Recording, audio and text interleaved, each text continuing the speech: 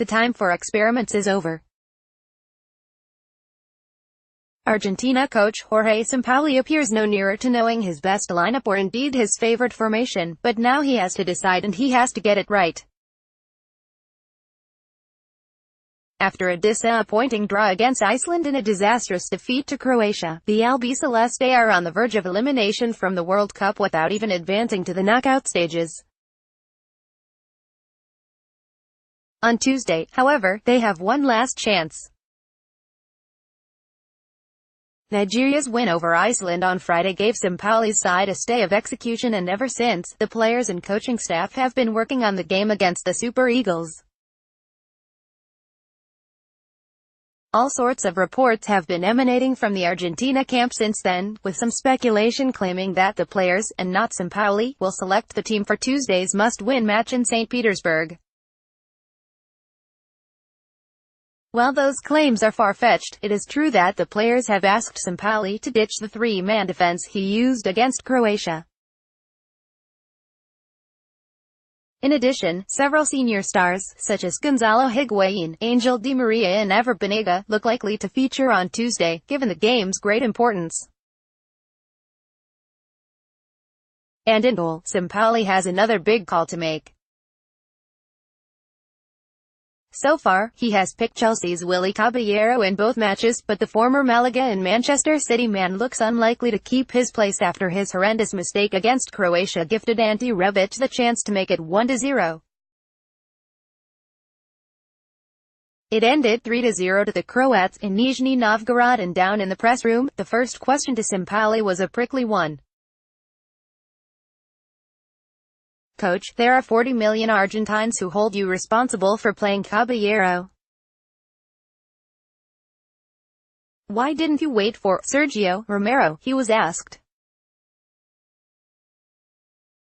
Although not first choice most of the time at Sampdoria, Monaco, or Manchester United in the past 6 seasons, Romero has been Argentina's no. 1 in that time and has 94 caps for his country.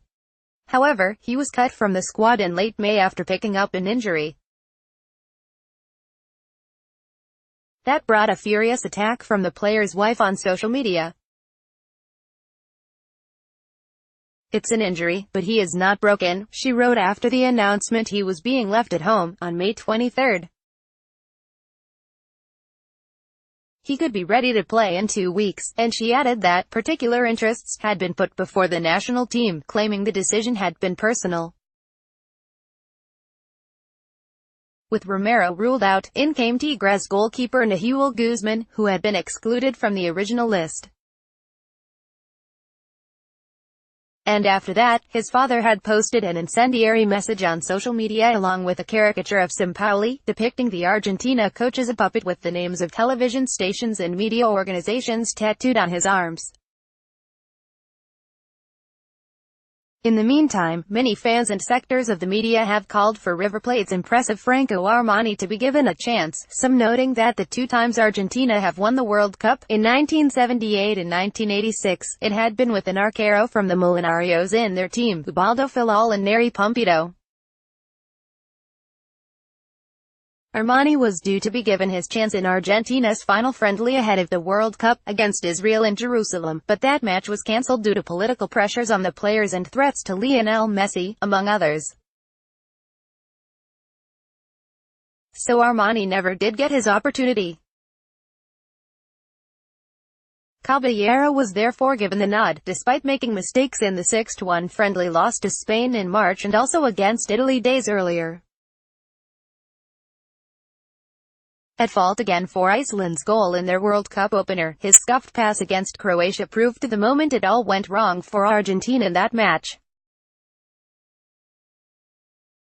After the game, a WhatsApp audio message from Diego Simeone to his Atletico assistant German Burgos emerged, and in it, he questioned the decision to pick Caballero.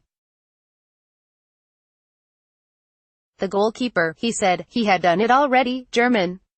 He did it against Spain, against Italy that the ball went just wide near the post, and I told you it was a pity he didn't concede so they'd realize that if you screw it in, The World Cup, it's a goal. Ultimately, that is exactly what happened, and the goalkeeper's role has become a problem position once again for Argentina, as in previous tournaments over the years when changes have taken place either prior to or during the competition itself.